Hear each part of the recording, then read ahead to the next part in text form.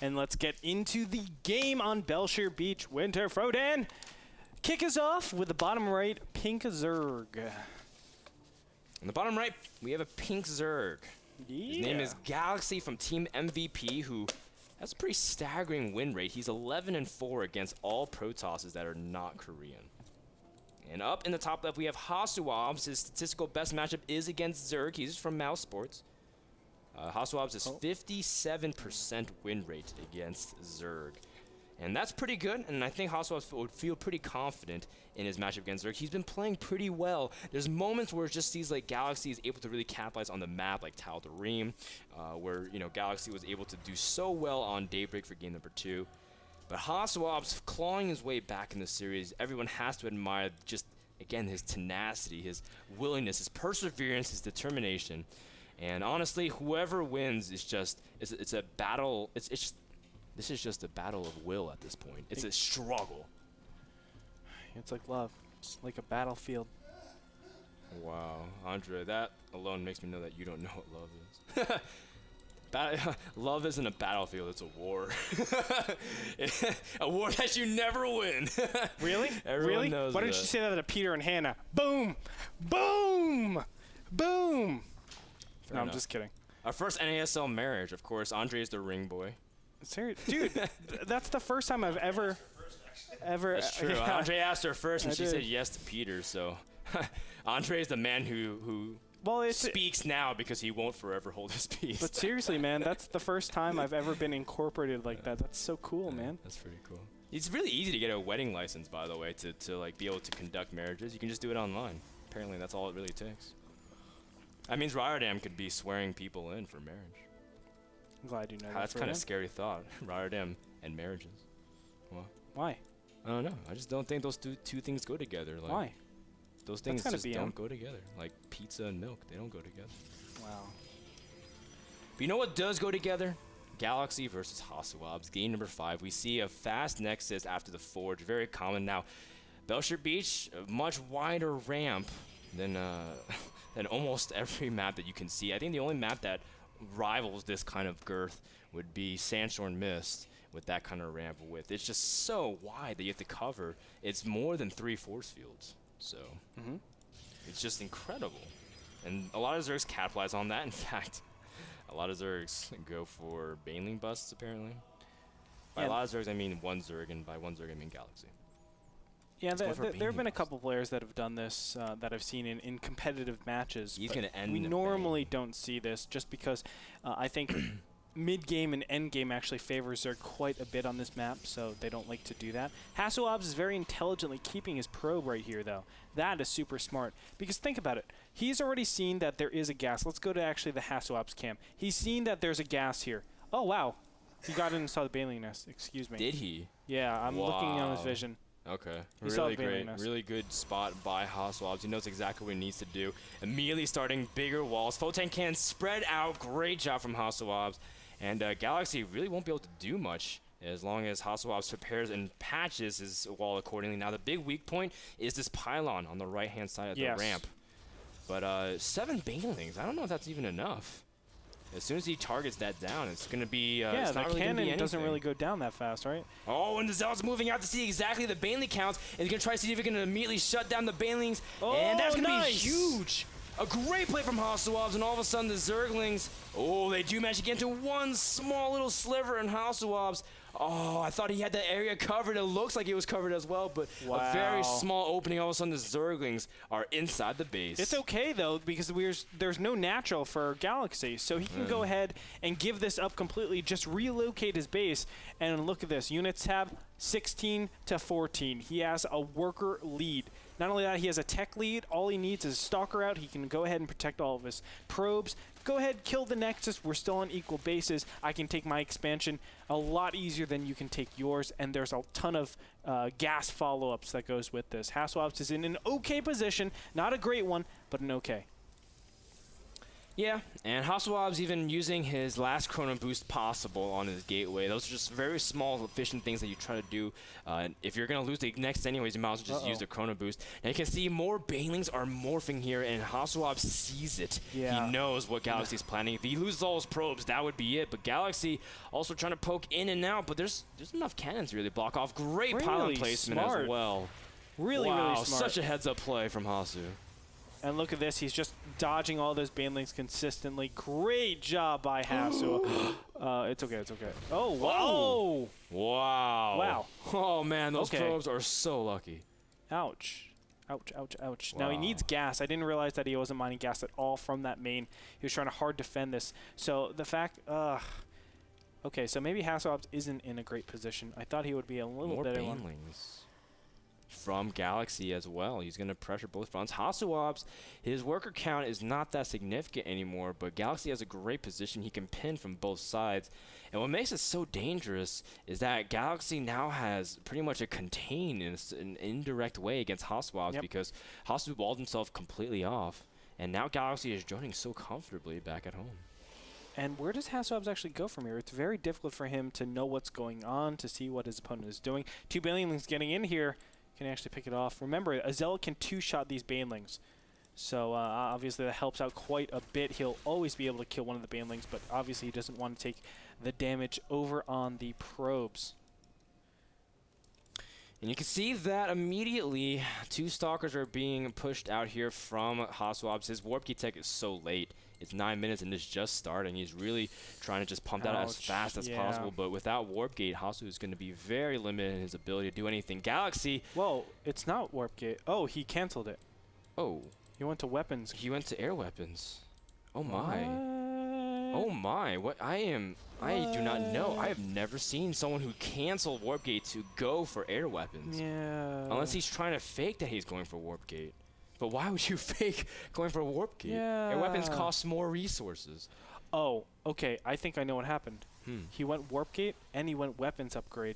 He probably meant to cancel the air weapons upgrade and he canceled the Warp Gate. Does that make sense? I don't know. I wish I have to watch the replay, but Hasuobs getting air weapons, but he has no Stargate. Yeah. You can see that he's trying to expand back into his natural, and finally dealing with the Zerglings. Hasuobs was not really able to probe up and do anything comfortable because of that. And now, finally, Hasuobs has stabilized. Does Hasu realize that he's getting air weapons? I don't think he does. I don't think he does either. That's so unfortunate. He was getting Warp Gate, too. Yeah. That had to have been, like, obviously he was just getting... See, that's the problem. Like, you think Warp Gates is W because you always press W for your Warp Gates. Oh, okay. So maybe he went to go double Stargate. We're absolutely wrong. Well, I mean, people have made that mistake in the past. Got air weapons once when he thought he was getting Warp Gate and just completely... Oh, and the Banelings are going to see... wow. Those Banelings are like, well, let's go kill some probes. And they're like, never mind. We see the 2 double Stargates. And that's going to allow him to be prepared. And Hasuobs knows the Banelings are there as well. Yep.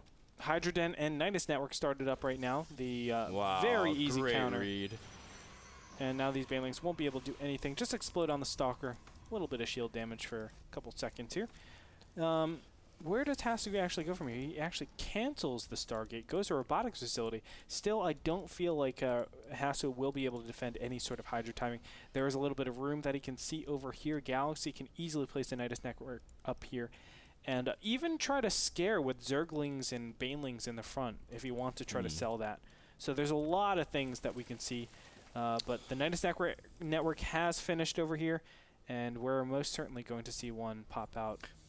Hasuobs drops 3 more gates. Really wants to up his production. Of course, by now he would have Warp Gate ideally, but does not have it whatsoever. Getting his robotics immediately, and just wants to get out his units as fast as possible. Galaxy now has his 3rd, and the Nidus Worm first maidens. Oh, it's all the way in the top, just like you were saying, Andre. And that's going to be... I thought he was just going to try to see if he can poke through the bottom of the main base, but now going to the top. So many Hydras in there. And there are an incredible amount of units indeed. Hasuobs here's the Nidus Worm, and he's going to have to immediately evacuate Hasuobs. Oh, with his Phoenixes, immediately scouts everything. The Queen's also dropping creep tumors. And that's going to be it. Congrats. Good luck. And another open qualifier player has advanced to the NASL playoffs, taking out another NASL Season 3 group division player. Beautiful. Wow. Galaxy advances.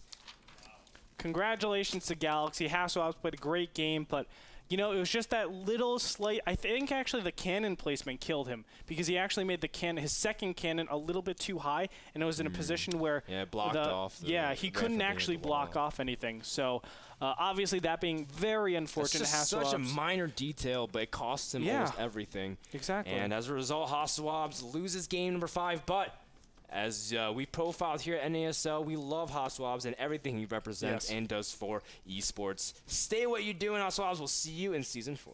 Absolutely. But for now, congratulations to Galaxy. As you said it, another open winner moves on and will play in the playoffs.